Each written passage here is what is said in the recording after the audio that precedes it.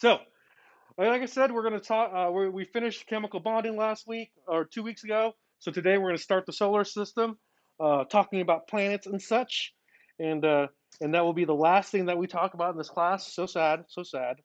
I know you are all shedding a tear for that because I definitely am. Right. So, in introduction, what is the solar system about, or what is this chapter about? Right. Well, first off, let's describe what astronomy is. Astronomy is the scientific study of the universe and beyond the Earth's atmosphere, right? So the universe is everything, all energy, matter, and space, which is actually interesting because I think we all consider it like a multiverse now. Uh, but I guess we can still call it the universe. I know the MCU definitely calls it a multiverse. And then we are actually in the Milky Way galaxy, right? We are in the Milky Way galaxy. It's one of 50 billion galaxies scattered throughout the universe. That's a lot. That's definitely a lot, right? But we are in the Milky Way galaxy. And the solar system is actually where our planet is. It contains our sun, 8 planets, 4 dwarf planets, asteroids, comets, meteoroids, and a partridge in a pear tree, right? I see Christmas joke, get it? Because what is, they're just not hitting today, are they? Anyway, the sun supplies the energy for nearly all of life on the planet Earth. I just want you to know that a very similar thing came up in my other class, and I said partridge in a pear tree, and they were just all laughing. So there's something wrong with you guys today. Very similar thing. That being said, this is your first question. What is the name of our galaxy? The Andromeda Galaxy, the Milky Way Galaxy, the Tadpole Galaxy, or the Eye of Sauron Galaxy? And if you were wondering, these are all actually names of real galaxies. The Tadpole Galaxy actually does look like a tadpole. The Eye of Sauron actually looks like the Eye of Sauron Galaxy. Oh, sorry. The Eye of Sauron Galaxy looks like the Eye of Sauron from Lord of the Rings, right? Andromeda is actually the closest galaxy to us, right? And I think I may have just given away the answer. Dang it. Dang it, dang it, dang it. That's okay. Let's see here. Um, Try again, yeah.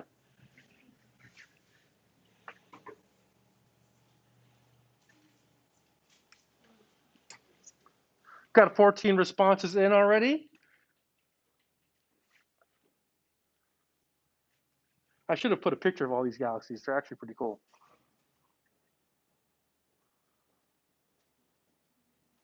They're actually pretty cool. I still only have 14 responses. I know there's more than 14.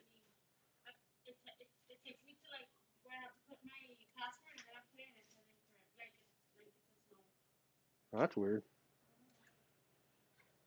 Well, try on the next question. If it doesn't work, email me and let me know you were here today.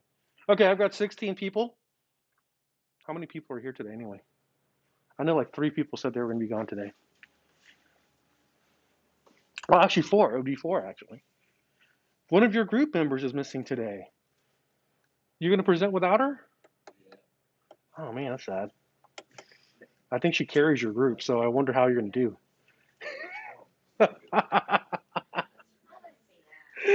I'm kidding. I'm kidding. You all carry each other. It's a like I said, it's a group effort. Okay, only 16 people so far, so there needs to be 5, and then 11, and then 15. There should be 18 people. I'm still missing some. Don't forget to sign in because it is for attendance here. Okay. You'd think it'd be done by now since it's the last week of school, but it's not. They're still hounding me for it. But anyway, so let's keep moving. The answer here is definitely the Milky Way galaxy. It's definitely the Milky Way galaxy. Okay. So, what happened here? You can just change. Are you going to change for me? Ah, there we go. So, we've talked about this before, the electromagnetic spectrum, right? Everything from gamma rays to radio waves and all the stuff in between, including the visual spectrum. Turns out that astronomers are super interested in studying the full range of electromagnetic radiation or spectrum coming from space because it can help them identify things and help them differentiate and distinguish between celestial objects. It's actually pretty cool, right? So in astronomy, much of the incoming solar radiation does not actually make it to the Earth's surface due to the atmospheric absorption, right? Due to atmospheric absorption, we have in our atmosphere we have gases, right, and it absorbs a lot of the electromagnetic radiation, which is good because if it didn't, we just burn, right? We just burn. And electromagnetic radiation will pass through the Earth's atmosphere and can be studied using ground-based detectors, right? Other regions of the electromagnetic spectrum must be detected by space-based instruments, kind of like the Hubble Space Telescope, which is a good example of an instrument outside of Earth's atmosphere. There are plenty of other things too that are outside of Earth's atmosphere that we use too. Oh, there we go. We got everybody now. There's plenty of other things that we use too, like the Pathfinder, rover on Mars, right?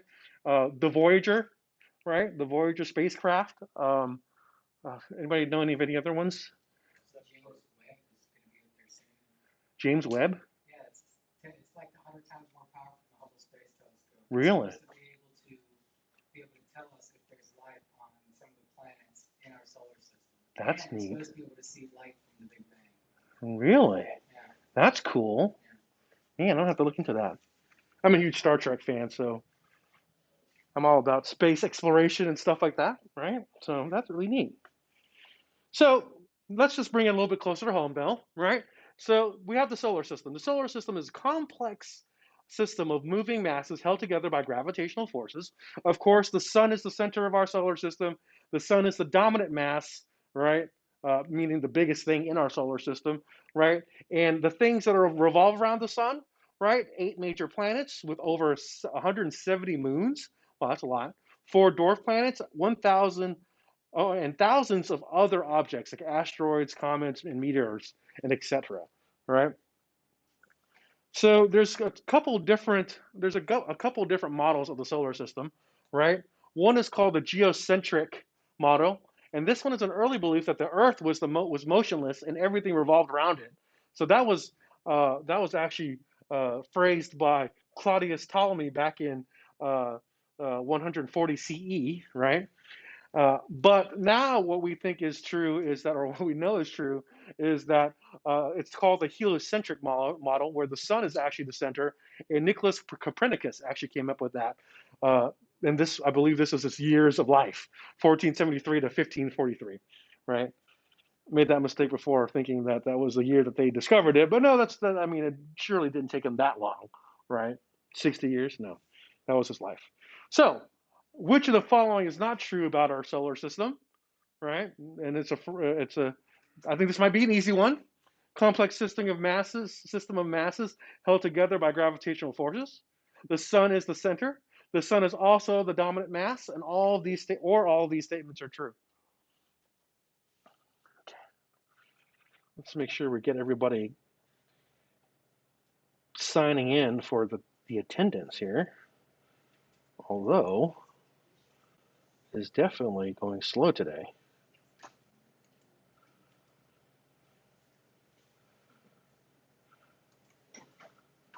Wow, 11 people already.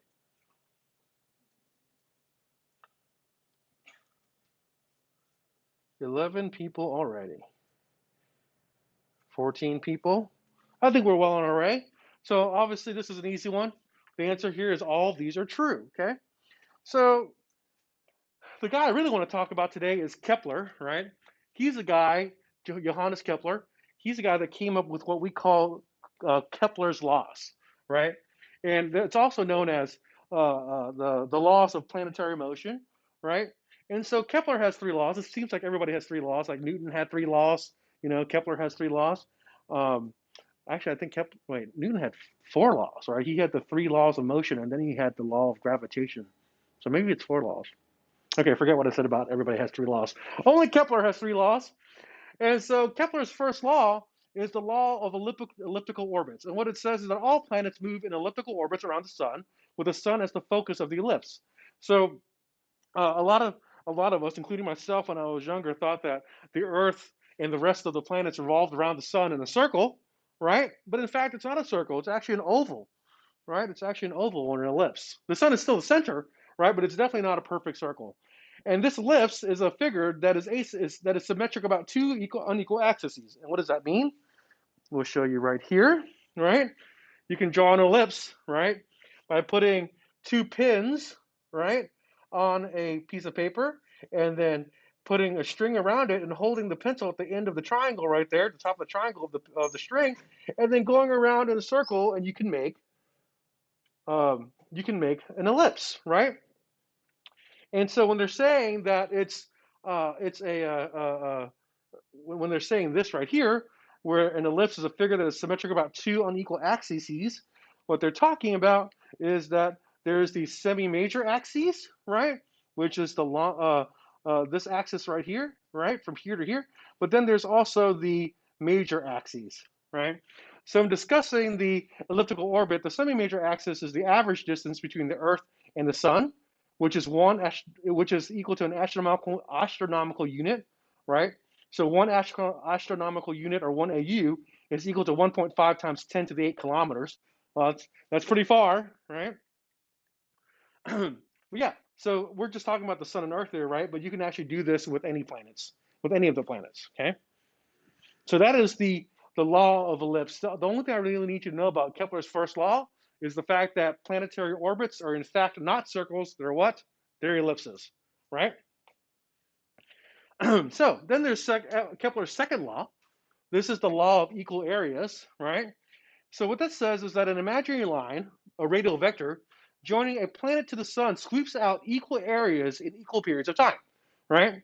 So for example, right, we have this area here, which is, we'll call it area 1, right?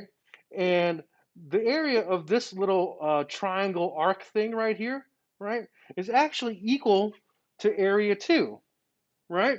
It's actually equal to area 2.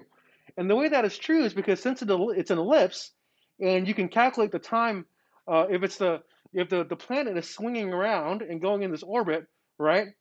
And you have the same number of days, say this from here to here is like, say, 5 days, right? If you go 5 days over here too, right, then you'll end up with the same area in both areas of area 1 and area 2 on the short side of the ellipse from the sun and the long side of the ellipse from the sun. And the reason why that is because this this can travel a further distance in the same amount of time, right? Than this can travel, right? So here from at the perihelion, right? The planet can travel further, say in 5 days, than at the aphelion can travel in 5 days. And so since this distance is shorter, you actually end up with two of the same areas if you both have 5 days of travel on either side of the orbit, right? On either side of the orbit. So that brings us to two vocabulary questions. I mean, not questions, but words. We have the perihelion and the aphelion, right? And so what is the perihelion?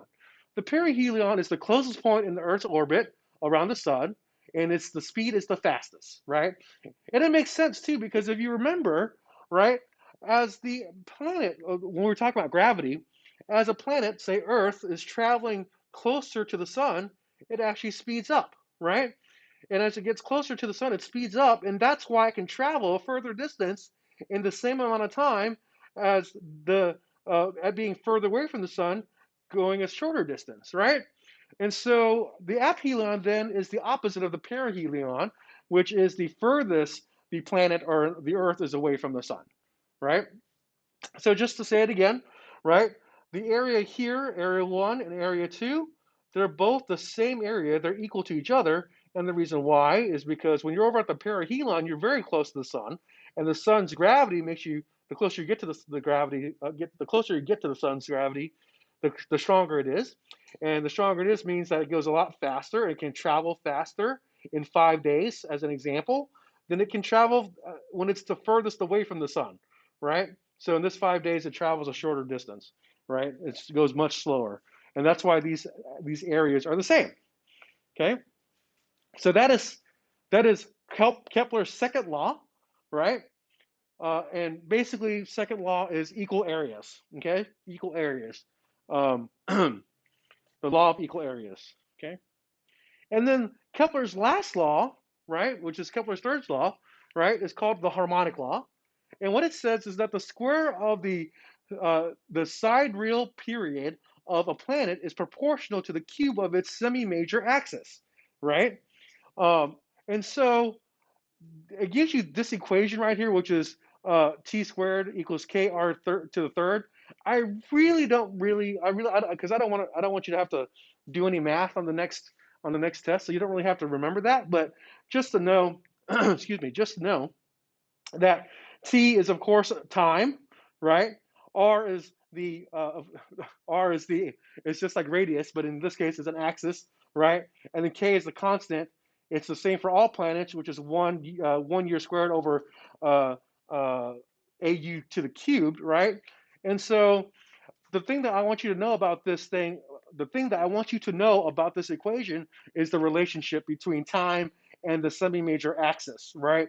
Uh, the more time you have, the higher the semi-axis rate, the semi-major axis. The more or the lower the semi-major axis, the smaller it is, the smaller the time is, right? So you don't have to worry about the math. I'm not going to give you any numbers to plug in, but I just want you to know what the relationship is between time and the semi-major axis, right? So, which of the following best describes, right? Which of the which of the following best describes Kepler's second law? Elliptical orbits, the perihelion and the aphelion, the harmonic law, or all of these statements describe Kepler's second law?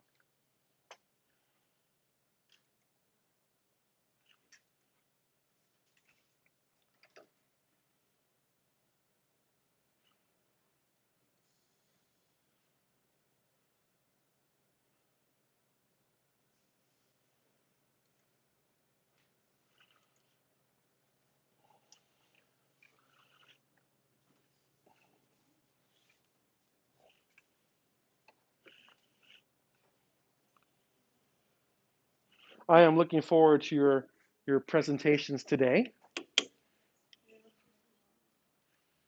What's wrong? Oh, okay. I thought someone was wrong. I thought you were saying, "Oh my God, I don't have my presentation."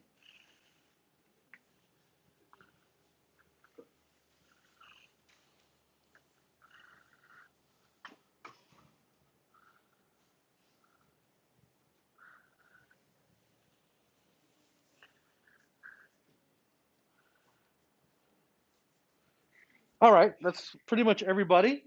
The answer here, which most of you got correct, is definitely B, right? It's the perihelion and the aphelion, a helion, whatever. Those two things, the furthest and the closest the planets are to the sun, right? When they're doing their sweeping motions to get equal areas. So good job there, right? So continuing on about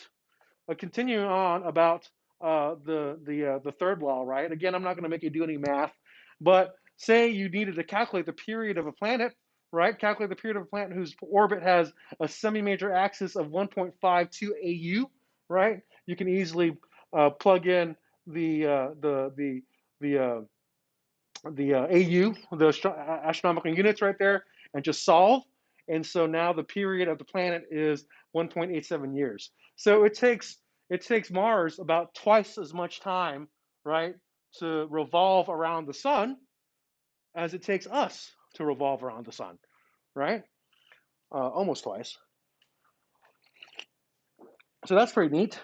I didn't know that Mars was that far away from us. Actually, Mars is pretty far. Let's see here.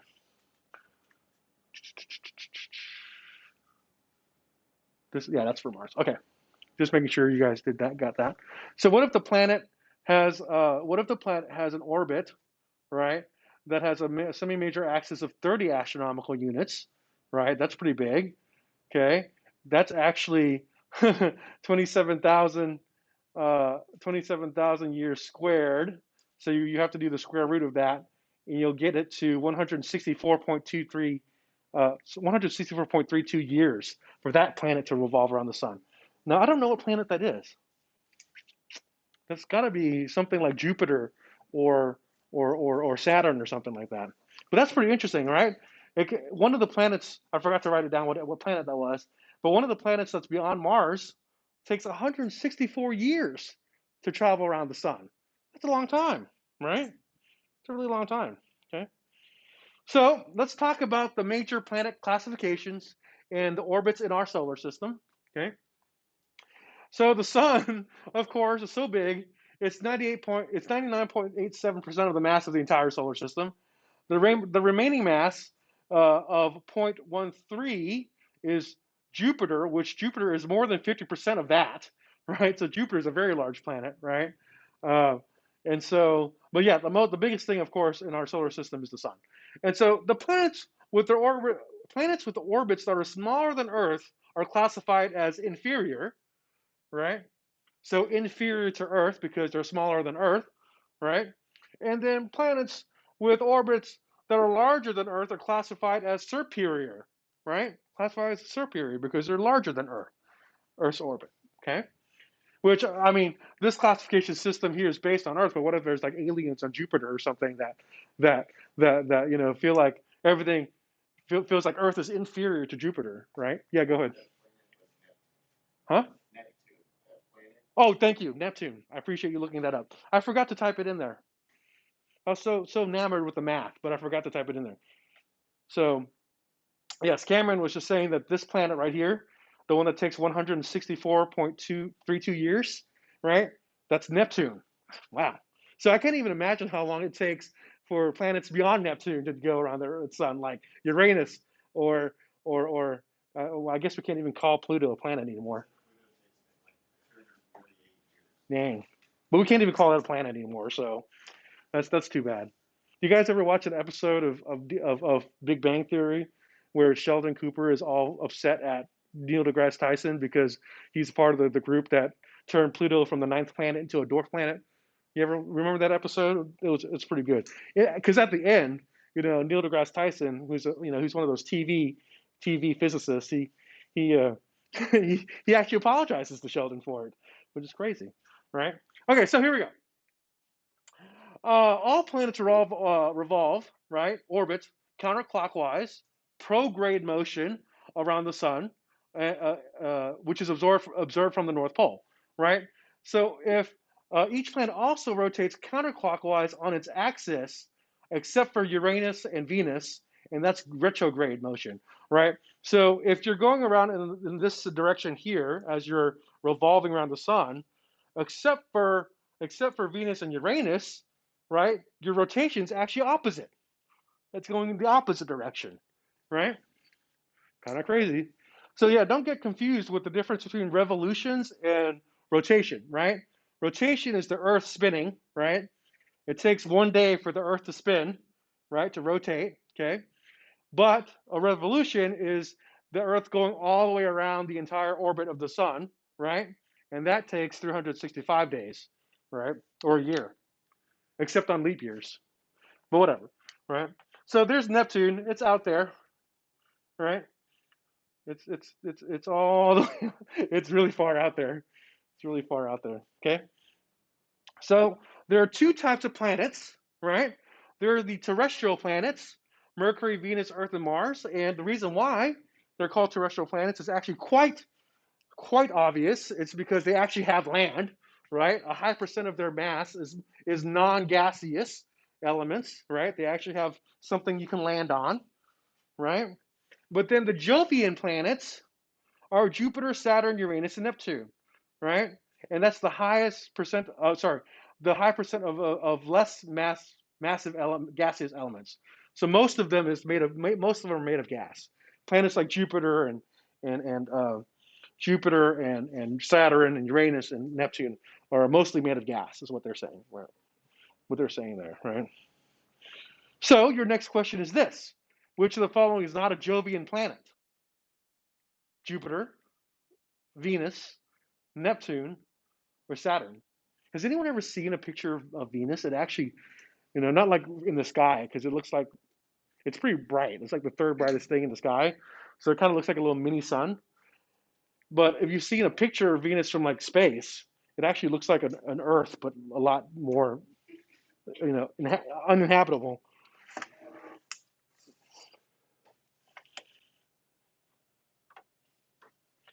All right.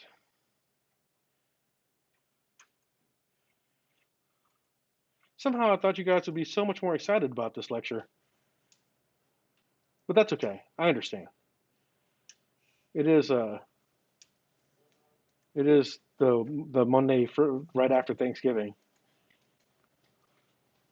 I had like 5 turkeys this weekend. Or I went to eat Thanksgiving dinner at 5 different places, is what I meant to say. So I'm full of tryptophan. Slept for like 20 hours on Sunday. So I didn't do anything that had to do with school during Thanksgiving. I don't know if you guys did, but I didn't do anything that had to do with school. Um, is everybody in? Yes, well, most of you, so that's fine. So most of you answered B, Venus, which is correct. Venus is the only non-Jovian planet. What kind of planet is it called? Terrestrial. Exactly, exactly. See, you guys know this. You guys know this. So this is a picture of all 8 planets. Oh, so weird. When I was going through high school and middle school, there were 9 planets. So it was really weird for me, right? Jupiter was not Jupiter. Pluto was right there, but now it's not there anymore because it's not a planet anymore. It's a dwarf planet now. That's just messed up. Anyway, so here we have the sun. Notice how big the sun is, right? And even though this is like a scale drawn to scale, the size, it's definitely not drawn to scale as far as distance goes because it's a lot further than that, right? Anyway, so there's Mercury, there's Venus right there, right? There's Earth, there's Mars. Wow, I actually didn't know that Mars was slightly smaller than Earth. That's interesting, right? There's Jupiter. Jupiter has a ring. Saturn has very beautiful rings. Uranus has a ring. Neptune has a ring, and then Pluto's out there somewhere. Yes, Pluto's out there somewhere. Okay, so the sidereal, whatever period. What is that? That is the time interval between 2 successive conjunctions, as observed from the sun, right? So Mercury's sidereal period is 88 days, 88 Earth days, right? And the synodic period is the time interval between 2 successive conjunctions of a planet with the sun, as observed from Earth. So the so Mercury's synodic period is 166 Earth days, right? So I guess what it is that you can actually observe these periods based on being on the planet itself or from Earth, right?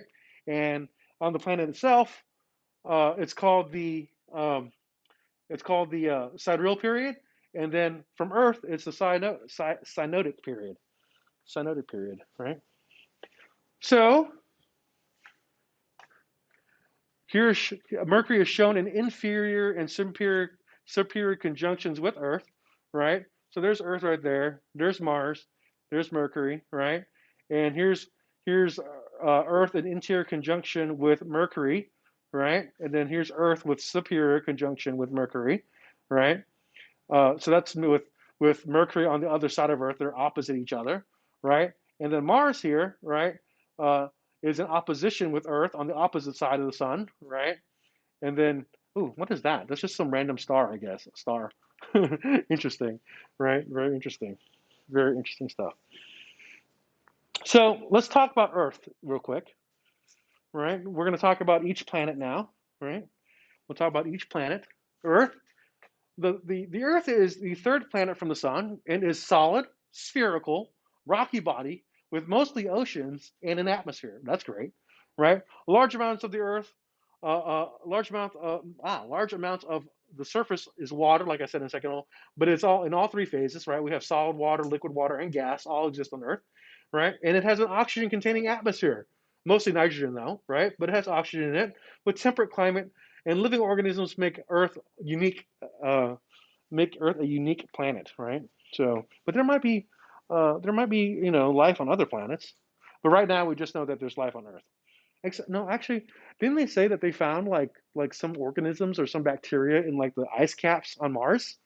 So, I mean, that's cool, right? So the composition of Earth, like I said before, only 21% oxygen. What's the rest of it? Yes, the rest of it is nitrogen. Earth's crust is 90%. Earth's crust, which is over 90% by volume of the rocks and minerals, are oxygen. That's cool. Well, we already learned that in like the last section, right? We live in an oxidized environment, which means there's oxygen everywhere, right? Oxidizing. That's why when you leave fruit out, it gets like old, right? Uh, it gets spoiled and stuff like that, right? Every examples of very common minerals at Earth's surface include quartz, calcite, and feldspaar, right? Man, geologists coming up with some weird names there. Oh, anyway, note that the most common minerals have oxygen in it. Have oxygen in their formula, right? That's pretty neat. Earth shape. Earth, the Earth is not a perfect sphere, but rather an oblate spheroid, right? So, interestingly enough, anytime you hear the word the suffix oid at the end of something, it's it's what that means is that it's like something, but it's not exactly like that. So, for example, you hear people saying that alien species is humanoid, right? And what that means is that they look like humans, but they're not actually human, right? Or there's another good one, parasites, and so you'll have parasitoid, right? They act like parasites, but they're not actually parasites, right? They look like them, okay? And so why is the Earth not a perfect sphere? It's because it has flattened poles. It bulges out at the equator, like most of us after Thanksgiving dinner, right? And then due to the rotation about its axis, right? That's why it's not a perfect sphere, okay? The pole diameter is about 43 kilometers less than the equatorial diameter. Wow, so what that means is that Earth is kind of, fat, kind of wide, you know, pudgy, okay? Like my dog now. It's getting very fat. I mean, she was so small when we first got her, and now she's like a sausage. Like literally, she's like a sausage. She waddles around like she used to not waddle, but now she waddles. So, and she does run her head into things a lot. So maybe she's got flattened poles too. But dang, poor Kiara, poor Kiara. She's a corgi, and corgis like to run into things, I guess. Or maybe just my corgi likes to run into things. Anyway, sorry. Since the Earth has an average diameter of 12,900 kilometers, uh, this difference is only a small fraction. I mean, 43 is a small fraction, but like when you're trying to count calories, that's actually a lot. So, just saying, just saying. Okay, so which of the following is not true about Earth? Right? The Earth is the fourth largest planet from the sun. Not fourth largest. That doesn't make sense. The fourth planet from the sun. Uh, it is a solid spherical rocky body with oceans and an atmosphere, right? Large amounts of surface water in all three phases, and it also has an oxygen-containing atmosphere.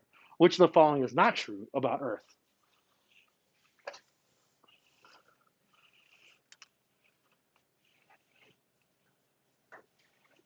I really think it's my mother-in-law's fault or my future mother-in-law's fault. Because Kiara, when we first got her, she was like 10 pounds, like a little tiny corgi, like this big, and now she's like 25 pounds. So, and since she's so small, she's got these very short legs, and so she just kind of does this while she's running, you know. And so you're like, Kiara, you look like a penguin. Are you okay? You know. So it's sad. And I try to make her lose weight. I put her on a treadmill, but she doesn't like that. So she really doesn't like treadmills. And then her brother Kovu like is so thin, like so she gets jealous because Kovu can still jump on the couch, but Kiara has to like jump up, and then her arms are like halfway on the couch, and so you got to pull her onto the couch, or push her. Oh, poor Kiara, poor Kiara. Okay, so what's not true about Earth? It is in fact A. Earth is not the fourth planet from the sun. What is the Earth? Third planet from the sun. Man, this is gonna be an easy chapter, isn't it? So, that's why you wanted me to do astronomy, because it's easy, and I don't know it that well too. Okay, so there's this thing called the albedo, right, or albedo, whatever you call that, right? The fraction of the instant of sunlight reflected by an object, right? So that's how much. So if you have the Earth and you have the sun shining on it, how much of the Earth, how much of the sun in a huge circle, how much of that circle is the Earth actually reflecting back, right? And so the Earth's albedo is 30%, which is actually not that bad. That's a lot, right? The Moon's albedo is only 7%. From Earth, the Mars is the second brightest thing in the sky, and then Earth's albedo. I mean, sorry, Venus's albedo. Shouldn't it be like V9's albedo? No, that's all right. Venus's albedo is 76%. Wow, it's pretty bright. Oh, I said that a second ago. I said it was the third brightest thing in the sky. I guess I was right. I totally guessed. That's totally speculation on my part, but I was right. Venus is third brightest in the sky. Since the moon is so close to the Earth, it is brighter than Venus. Yes, yes, yes. So, in talking about Earth's motions, right? The daily rotation is on its axis. That's our daily cycle, right? The rotation is a spin on an internal axis. And then the revolution around the sun is an annual cycle, also known as a revolution, movement of one mass around another, right? So, again, don't confuse rotation with revolution, right? And then there's precession, right? What is precession? It is a slow change of Earth's rotational axis at about 23.5 degrees. See chapter 15. I have no idea what chapter 15 is about, so don't even worry about that. Don't even worry about it. Okay? So, Earth's rotation on its axis. So, not generally accepted until the 19th century, right? Like, nobody even believed that Earth actually rotated on its axis until the 19th century, right? Because it was very difficult to prove. But then in 1851, an experiment designed by French engineer Jean Foucault, Foucault, I don't know how to say that name. He came up with this thing called the Foucault pendulum, right? A very long pendulum with a very heavy weight at the end. And basically, the Foucault pendulum will swing back and forth as the Earth moves under it. Oh man, I should have brought the thing and show. I'll bring it to next period. I actually have my mom's sugar daddy. He did I ever tell you about my mom's sugar daddy? I'm sure I've said it before. My mom's sugar daddy got me this really cool thing from like Europe, which was a globe, right? But it sits inside this like plastic ball or clear ball, and uh, it actually rotates based on the Earth's rotation. And what it detects the Earth's magnetic field, and as the Earth's magnetic field rotates, so does the globe. So it rotates at the same rate that the Earth does. It's pretty neat. So anyway, I mean, it's one of the best things he's ever given me as a gift. The guy's a millionaire. You'd think he'd get me something like a PS5, but he got me one of those instead. Anyway, I guess because he thought I was a nerd or something, he's like, oh, he'll like this. But nerds like PS5s, all right? Anyway, basically, the Foucault pendulum will swing back and forth as the Earth moves under it. That's kind of cool, right? Surely we'll have a picture of this. Yes, we have a picture of this. Oh, they have this at the Natural Science Museum in Houston. I don't know if it's here in Dallas or Fort Worth, but there's one of those in Houston, right? And so this is actually the Foucault pendulum, right? And the pendulum does not rotate with reference to fixed stars, the experimental proof of the Earth's rotation. And what that proof is that as this guy, like so, what you can't see here very well is that there's actually like a row of dominoes, all the way around the circle right here, right? And as the pendulum swings and the Earth rotates below it, it goes and sequentially knocks down each one of these dominoes. It's kind of cool. Kind of cool. Yeah, they have one of those at the Natural Science Museum in Houston. So I'm not a super big fan of Houston anymore, where I'm from, but they have one of those, right? So then there's this thing called the parallax, right? The parallax. And this is the apparent motion or shift that occurs between two fixed objects when the observer changes positions, right? So it's like right now I'm standing right here, right? And I see Osvaldo there, and I see Sydney there. But then if I move over here, it seems like you two have moved, right? Because now you're here, Sydney's here, and then Osvaldo's over there. That's called a parallax, right? It's called a parallax. And so the parallax can be seen. Oh, you can actually see it with the outstretched hand, too. Whoa, crazy. Yes, exactly, like that too. That's true too. That's good. We'll try that. Try that. Put out your thumb and then close one eye and close the other eye, and you can see your thumb move. That's another good one. That's called a parallax. Okay? What the hell does a parallax have to do with the Earth, right? Well, it turns out the motion of the Earth as it revolves around the sun leads to an apparent shift in the positions of the nearby stars with respect to more distant stars. Makes sense. Makes sense, right? So the same kind of thing is happening with Earth because Earth is constantly moving, right? And as it moves, it seems like the stars are moving, right? It seems like the stars are moving. So this is a special thing called the stellar parallax, right? And here's Earth right here in July, right? And you can see that there's a nearby star, right? And then here's Earth over here in January. Here's the nearby star, which is in the same position, right? But things that are further, right, than that nearby star look in different positions and look further away when you compare Earth being in July and Earth being in January. So star C, right, is straight up over here in July, looking kind of far away, but star A is pretty close still. But then when the Earth is over in January, the opposite is true, right? The opposite is true. Okay? So just imagine, right? Like Matt was just saying, right? Pretend Earth in July is like your right eyeball, right? Earth in July is your right eyeball, and then Earth in January is your left eyeball, right? And so if you want to simulate Earth being in July, close your left eyeball and open your right one, right? And then you'll see your thumb in one position, right? And then if you want to see Earth in January, then close your right eyeball and then look at your thumb, and it's a different position. Same thing. Pretty cool. Pretty cool stuff. So that brings us to our very first, not our very first, this is like our fifth question. Which of the following is true about parallax? The apparent motion or shift that occurs between two fixed objects when an observer changes position, right?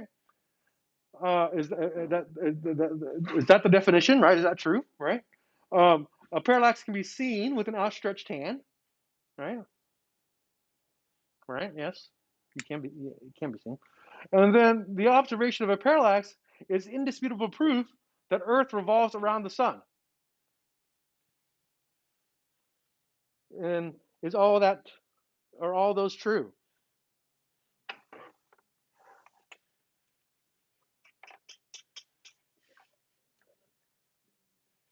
Let's see here.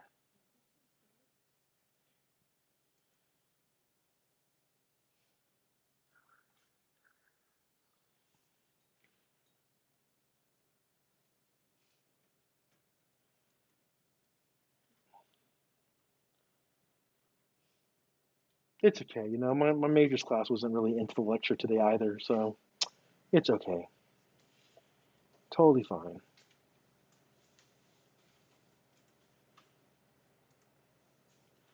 Totally fine.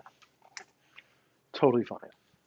All right, so most of you have answered, so we'll just go ahead and keep on trucking here.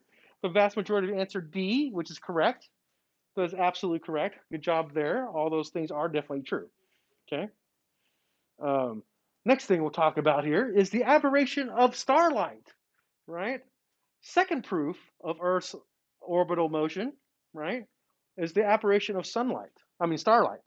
Okay, so telescopes' observations of systematic changes in the positions of stars annually due to the motion of the Earth around the sun, right? So that's what aberration of starlight is, right? Uh, basically, because of the motion around the sun, you see changes in the telescope, right, that are systematic. What that means is that every year it's predictable, right? The starlight changes, right, but goes back to where it was before, right, every year. So that there's an annual motion around the sun, right? And so this angular discrepancy between the apparent position of a star and its true position arising from the motion of the observer relative to the path of the beam of light is observed, right? So this is similar to what you see when you drive in the rain. Similar to what you see when you drive in the rain, which is very dangerous. You shouldn't drive in the rain. I'm kidding. I drive in the rain all the time. Get some good tires and you'll be good at it.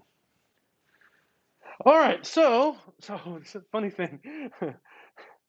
um, I've always wondered what a parsec was, right? Because Han Solo did the Kessel Run in 14 parsecs or something like that, right?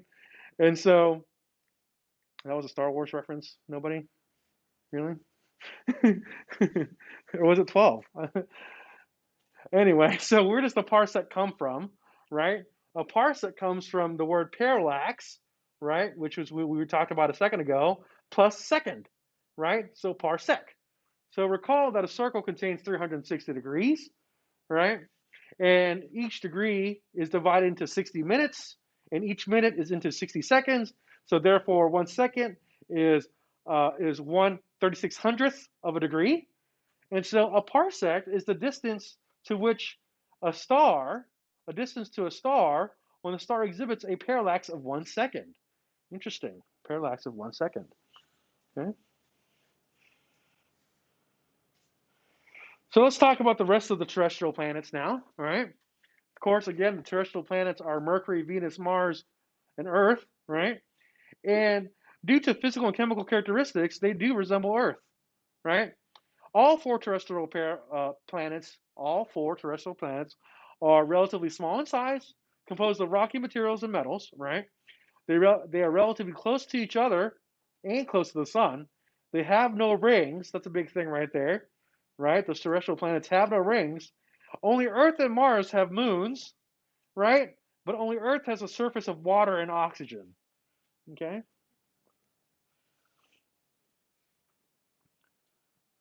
So here's a cool picture here. Right? And here's Earth with the moon. Right? There's Venus, right? There's Mercury, there's Mars, right?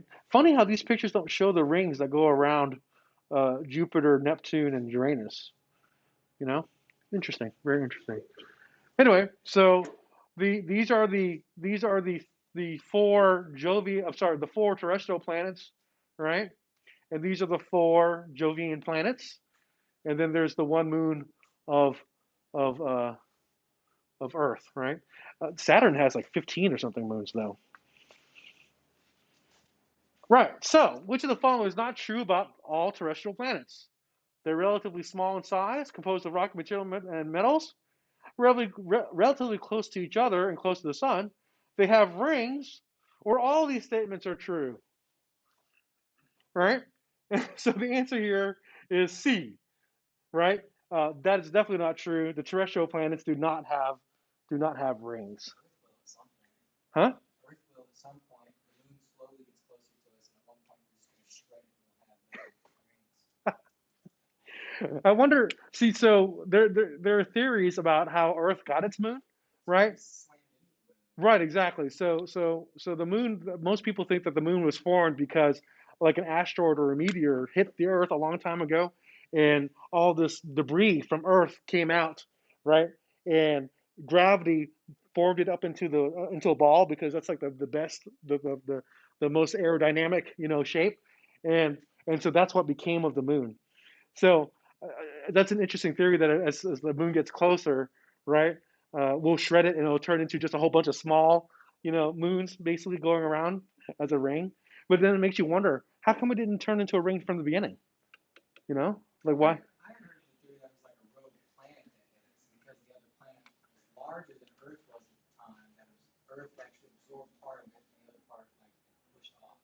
So why is it then that why would the larger planet get absorbed by the smaller planet?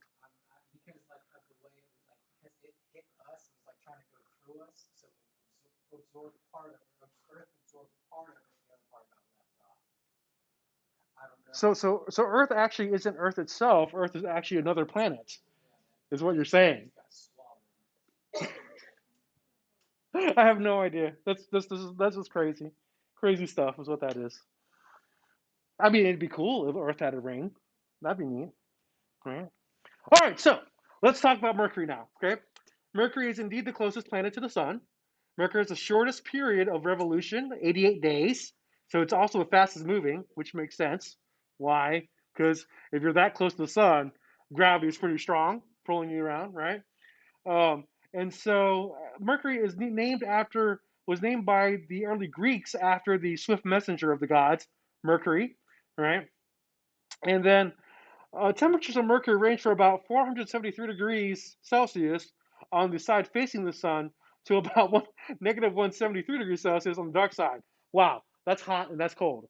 I don't think we could survive on Mercury. Okay, that's pretty hot. And due to its small size and closeness to the sun, Mercury has practically no atmosphere. No atmosphere. Makes sense. Probably all just goes out into space, right? And then it also has a density very close to that of Earth. The density very close to Earth, right? So Mercury, a terrestrial planet, right? The Messenger spacecraft mapped. Oh, there's another one, another spacecraft. The Messenger spacecraft mapped the surface of Mercury, right? So that's Mercury right there, right? And it was the first spacecraft to orbit the planet. It rotates 3 times while circling the sun twice. Interesting. So it's still there. I guess it's still there. That's pretty cool. That's Nito Mosquito. And then we have Venus, right? Venus is the closest planet to Earth, right? It is the third brightest thing in the sky, and due to its brightness, it was named after Venus, the goddess of beauty, right? Which is weird because I thought they were talking about Greeks before, and I thought the goddess of beauty was Aphrodite. Maybe that's the Roman name. Maybe that's the Roman name. Whatever. Anyway, the surface of Venus cannot be seen from Earth due to dense thick clouds covering the planet. But Magellan radar images indicate that the surface of Venus is composed of black, hot rock. Most surface rocks appear to be volcanic. Wow, that's crazy. It's a little crazy. So that's another spacecraft that's actually left Earth's atmosphere, Magellan. Cool. Venus's atmosphere is composed of 96% CO2. Well, we definitely would die there. We'd suffocate from CO2 poisoning, which is funny because usually you suffocate from like CO poisoning, carbon monoxide poisoning, not CO2 poisoning, right? It is so dense that the surface of Venus has a pressure of 90 atm. How many atm do we have here on Earth? Yes, it is. Earth's atmosphere is only 1 atmosphere, right? But since the atmosphere of Venus is so dense, it's 90 atm. Oh my God. I mean, like if you weren't already a short person, you'd be like even shorter because the atmosphere would be pushing down on you in addition to the gravity. Man, that's crazy. Crazy, crazy, crazy. A large percent of the atmosphere results in high surface temperatures due to the greenhouse effect, right? Because CO2, of course, is a greenhouse gas, right? That's the stuff that comes out of your cars after combustion, unless you have a Tesla, right? But you know, your exhaust has CO2 in it, goes up into the sky, and makes it a lot warmer because it reflects IR radiation, and so it makes the heat come back at you. It makes it much hotter. That's called the greenhouse effect, right? So I guess the greenhouse effect is in full force here on Venus, right? And so radar images have revealed relatively few impact craters. Most of these craters are fairly large because the smaller incoming objects are consumed by Venus's thick atmosphere. Yes, yes, yes. Yeah, so apparently a lot of things hit the Earth and hit Venus, but most of it actually gets burned up in the atmosphere, right? It's burned up in the atmosphere. Cool stuff. Cool stuff. So, which of the following is not true about the atmosphere of Venus then? Which of the following is not true about the atmosphere of Venus? Venus' atmosphere is 96% CO2. Venus' atmosphere has a pressure of 1 atm. It's got high surface temperatures, 477 degrees Celsius, with the greenhouse effect in full force, or all of these are true.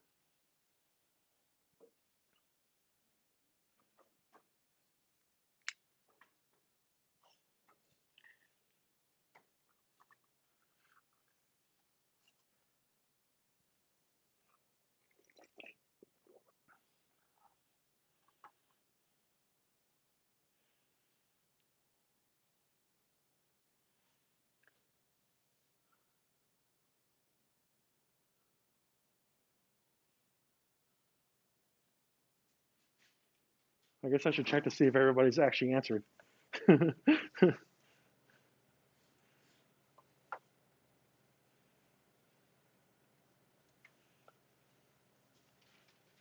Ah, Venus. 14 responses. That's good enough for day after Thanksgiving break work, right? And 15 people have responded. And yes, the answer is in fact B. Most of you got that right, except for one or two people, as always, right? Venus has not an atmosphere of 1 ATM. What is it? 90 ATM. Yes. Good job. Good job. Okay. So let's talk a little bit more about Venus, right? Venus is a terrestrial planet, of course. Here is a radar map of Venus. Oh, I did see. I knew I took a picture of Venus somewhere. Does it look kind of like Earth? Look at the green and the blue. I mean, none of that is water, but it looks kind of like Earth, right? So this is from the Russian spacecraft Venera 13. I guess that's it right there. I don't. Oh no, that's a picture from it, right? That's a picture from Venera 13, right? And so the atmosphere rotates faster than the solid planet. It has retrograde rotation of the planet, right? Oh, that's interesting. The atmosphere rotates faster than the planet itself. That's really weird. All right, so we're going to end the lecture talking about Mars. We're going to end the lecture talking about Mars. Mars has a red color, right, and is viewed from Earth, and is named after the Roman god of war. Ah, see, I knew it. It was Roman, right? Venus is a Roman word, right? Why did it say Greek earlier? Okay. The surface of Mars has two outstanding features that have intrigued scientists for decades: polar ice caps and extinct volcanoes. And so the polar ice caps are composed of frozen CO2, right? Which, by the way, is not dangerous. You can ship it using FedEx. But for some reason, that lady didn't believe me, right? Um, anyway, but yes. And then frozen CO2 in the winter. Oh, wow, that's really cool. The ice caps are actually frozen CO2 in the winter, but they're CO2 vapor with frozen water in the summer. That's weird. So what that means then is that it's still so cold in the summer at the ice caps in Mars, right? That the water stays frozen, but the CO2 sublimates straight to vapor phase. That's kind of cool, right? Man, I'm learning this stuff just like you are right now. It's great. It's great stuff, right? Doesn't that make you feel good about yourself that you're learning astronomy as I'm learning astronomy, right? So, uh, you know I'm a chemist, right? I'm not an astronomer, so I think that's kind of neat because the chemistry person in me thinks that's kind of neat. And then the red color is thought to be fine grained iron oxide. Interesting, like rust. Cool, cool, cool. All right. Oh, so many, many, many different things. Oh man, if I'm making Sydney yawn, that means I'm really boring today. So usually you're just so into the lecture, so it's like, but it's okay. I'm totally fine with that. Totally fine with that. So many explorations to Mars, right? Many of the different explorations to Mars. In 1997, pictures of the Martian surface were sent to Earth from a mobile radio control rover called the Surveyor, Sojourner, so whatever. That's not even. I don't even know. Whatever. However you say that word, that name. Um, oh, maybe that's that one. The Sojourner is the sonar. That's the name of that new starship on Star Trek Discovery, I think. Anyway, um, and then in 2004, there were two movers, Spirit and Opportunity. They landed on the Mars surface, right? And that confirmed that Mars had water on its surface. That's cool. And then in 2005, the Mars Reconnaissance Orbiter, the MRO, was launched. Subsurface ice was found. Amount of water in the polar ice cap. Wow, the amount of water in the polar ice caps was calculated. That's really neat. And then there was the Curiosity rover in 2012 carrying a mobile lab that landed, right? And the goal is to see if wider conditions have been suitable for microbial life to search for past life. That's cool. But no life has been detected, but scientists are still working. That's neat. Neato. I thought there was another Mars mission called Pathfinder. I must be wrong about that. I must have made that up. Maybe that's a Star Trek thing. Forget about Pathfinder. don't think of it. If I have a question on an exam that's like which one of the following is not a mission to Mars and Pathfinder is one of them, pick that one. Okay, so pick that one. So there's a Martian volcano named Mount Olympus, right? The largest known volcano in the solar system. Holy mother, 24 kilometers in height.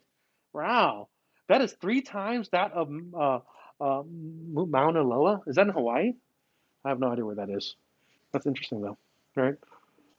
So Mars at closest approach, right? That's what Mars looks like.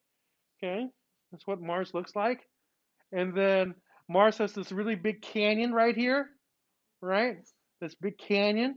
This canyon is 4,000 kilometers in length.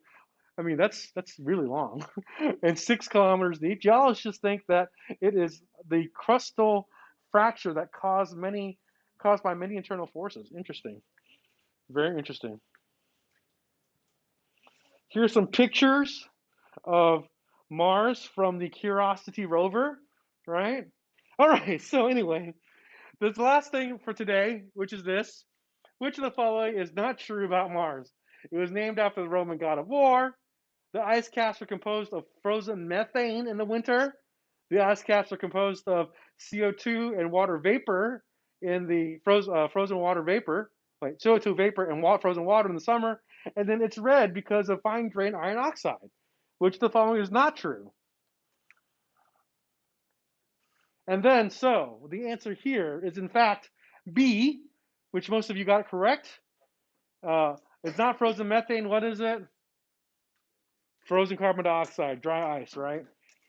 So when we get back on Wednesday, we're going to discuss Jovian planets. Okay?